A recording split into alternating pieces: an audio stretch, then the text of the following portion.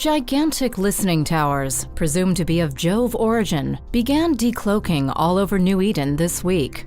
These coincided with the sudden appearance of heavily armed vessels that Concord is calling drifter battleships. Like the listening towers, the pilots of these ships carry signs of Jove origin.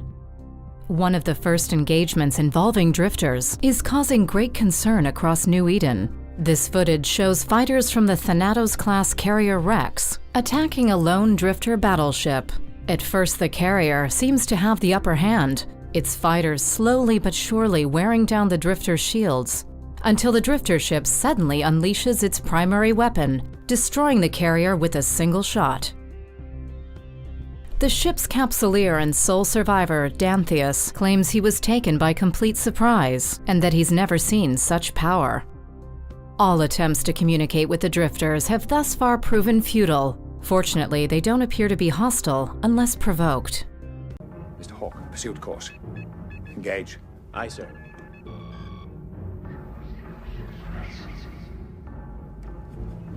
What? I can hear them. I have a patient here who insists on coming to the bridge. Welcome aboard the Enterprise E, Mr. Wolf. Thank you, sir. The Defiant. Adrift, but salvageable. Tough little ship. Little. Mr. Wolf, we could use some help at tactical. You do remember how to fire phasers.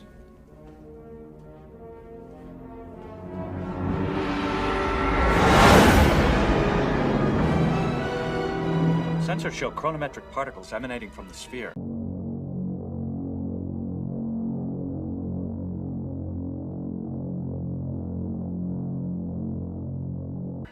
They're creating a temporal vortex. Time travel.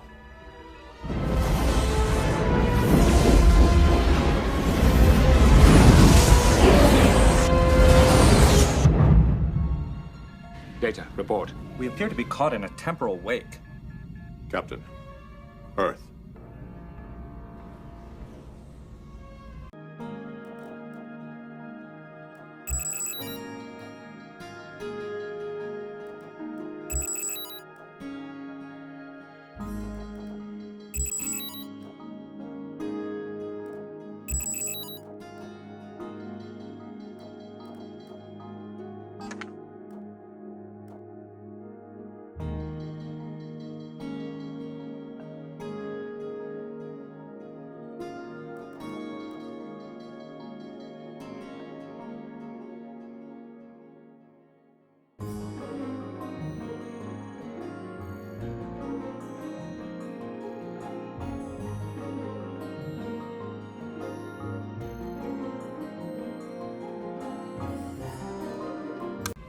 The atmosphere contains high concentrations of methane, carbon monoxide, and fluorine.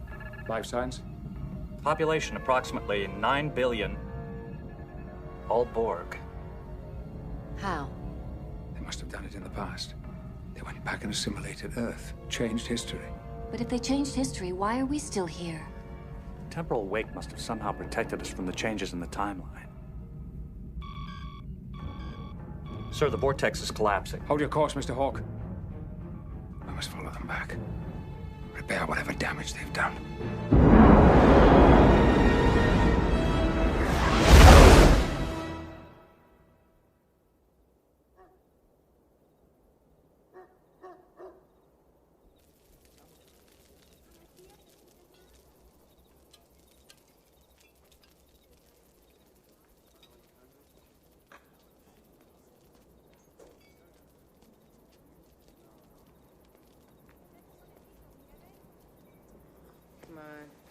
Good night, Eddie. Go home. You're gonna regret this tomorrow. One of the things you should have learned about me by now is that I don't have regrets. Come on, Lily, one more round. Z, you had enough. Huh? You're not going up in that thing with a drunken pilot. Well, I sure as hell am not going up there sober. What is that? That is the constellation Leo. No, that.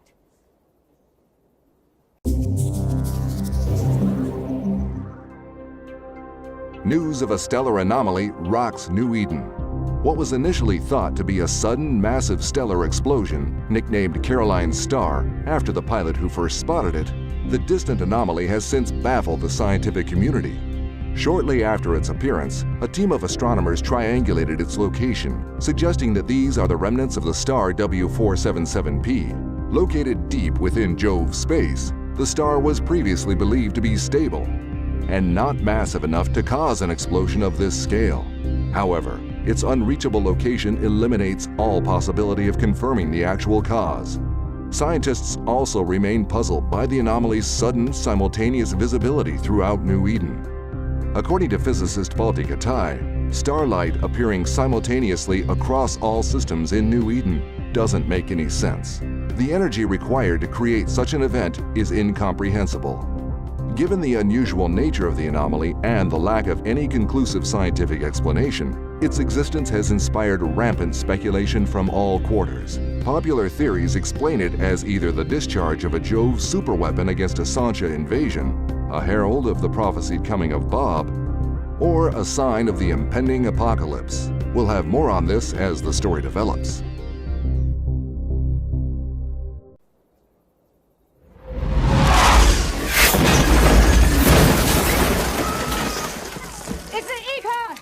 After all these years?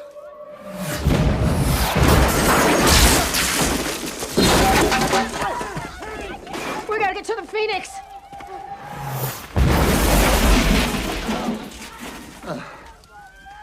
To hell with the Phoenix.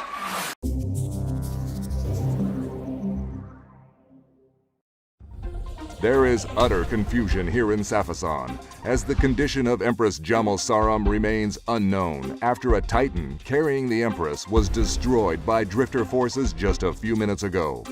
The Empress was to attend the inauguration of the new Imperial flagship, the Arcturus, at the Safasan headquarters of the Imperial Navy.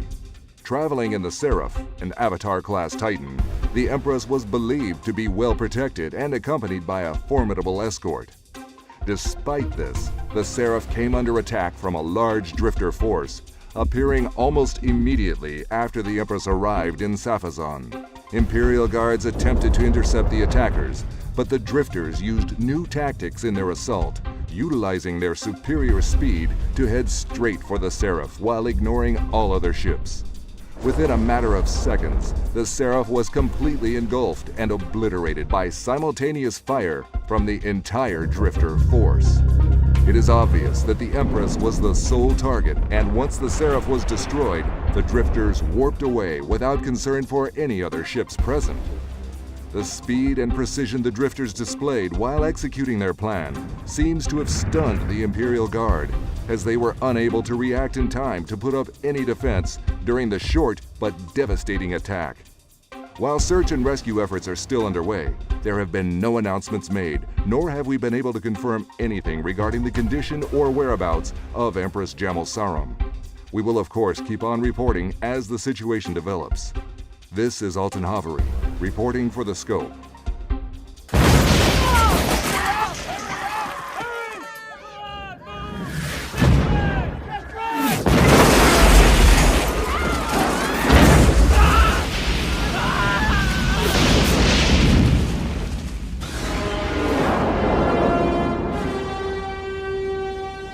Report. Shields are down, long-range sensors are offline. Main power is holding. According to our astrometric readings, we are in the mid-21st century. From the radioactive isotopes in the atmosphere, I would estimate we have arrived approximately 10 years after the Third World War.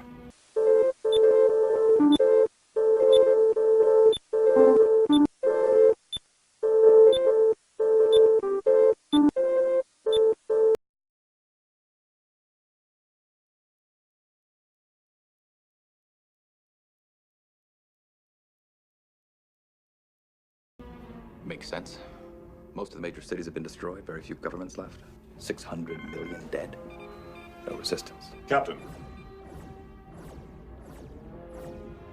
Mr. Worf, quantum torpedoes. Ready, sir.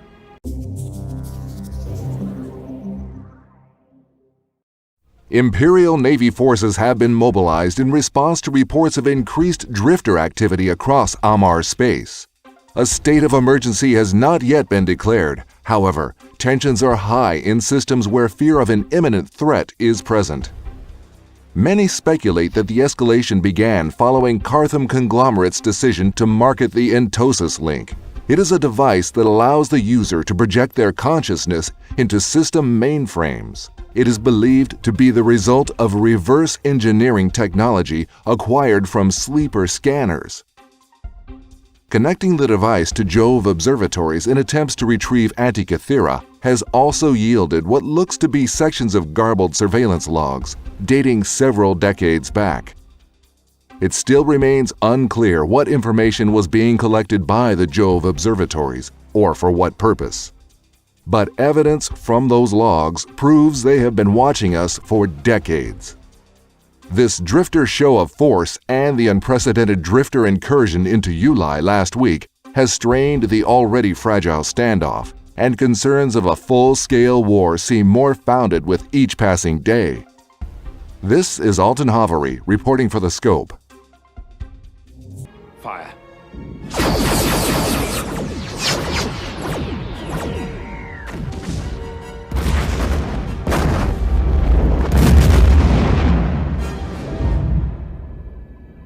Firing at the surface. Location?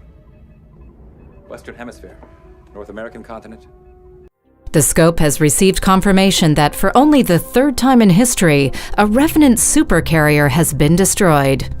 Piloted by its owner, Engineer, the Vagrant was one of very few Revenants to see service outside Sanchez Nation. When the Prelium Ultima fleet it operated with jumped out of 6E TAC MOW, the supercarrier stayed behind for reasons that are still unknown.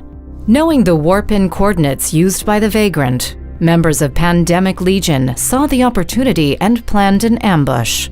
13 hours after PL forces set their trap, the Vagrant warped in. Pinned down by vastly superior forces, the supercarrier never stood a chance, going down in seconds thanks to doomsday hits from the waiting Titans.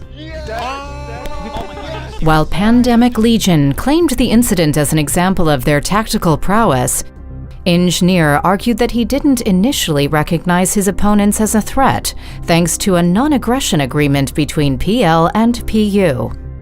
This is Lena Amber in 6E TAC MOW, reporting for The Scope. It's like a missile complex in central Montana. Missile complex. The date. I need to know the exact date. April 4th, 2063. April 4th. The day before first contact. Precisely. Then the missile complex must be where Zephyr Cochrane is building his warp ship.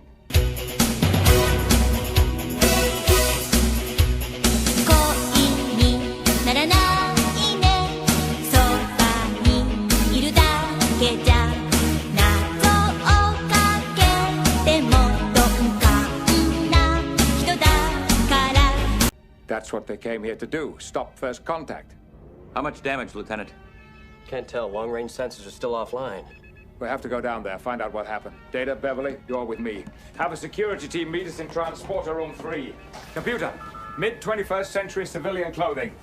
Number 1, you have the bridge.